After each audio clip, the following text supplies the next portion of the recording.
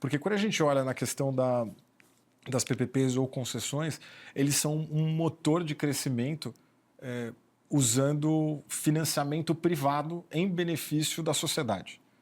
Então, você consegue alavancar recursos, por exemplo, quando a gente fala de escolas, a gente está falando de conseguir alavancar recursos da Faria Lima, né, de grandes bancos, grandes fundos, tanto quanto de órgãos bilaterais para poder fazer essa modelagem, ou de bancos nacionais como a Caixa, e também trazendo o BNDES, para poder justamente gerar benefício na sociedade, construindo escolas, por exemplo, que eu estava dando um exemplo no Pará, que acho que esse é um instrumento muito benéfico para a sociedade, para poder exercer muito do que está no artigo 205 da Constituição, que fala a educação é um dever do Estado e da família, mas é uma responsabilidade da sociedade civil como um todo.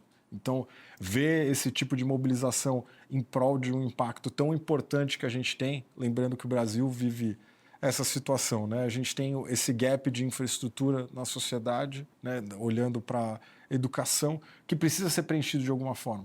E para poder preencher esse gap, depende de como você olha para esse número, mas o MEC fala de alguma coisa como um investimento de 250 bilhões de reais. Para investir 250 bilhões de reais em construção e reforma de escola é muito dinheiro e precisa de tempo para poder fazer isso, mas quando você traz iniciativa privada para poder participar disso, ainda mantendo toda a questão do programa político-pedagógico das redes, a independência das redes de poderem cuidar do currículo e não ser uma privatização, mas, como você estava trazendo, é um contrato de serviço ligado a objetivos de fato de impacto ali. Isso eu vejo com muito bons olhos e acho que pode promover uma transformação importante na educação nos próximos anos, né? Então, acho que é muito interessante ter você aqui na empresa com a gente, principalmente por causa de toda a experiência. Você estava no lugar certo, na hora certa, em algumas coisas. E participou da SPP na época que o secretário do Tesouro, o Seron, né, estava na SPP. E a gente vê a questão do sistema de garantias sendo evoluída também, porque agora ele está no Tesouro Nacional, podendo também trabalhar em benefício do motor de crescimento também do país, que é a infraestrutura, né? Isso é verdade. O trabalho que o Seron tem feito lá na STN foi bem importante para o mercado de PPPs e conecta muito com o que você acabou de falar sobre a questão dos estados e municípios, às vezes, terem restrições para tomar crédito barato, da Faria Lima, você está falando. Porque o setor privado ele tem essa capacidade de mobilizar capital muito melhor, né, e de forma mais eficiente.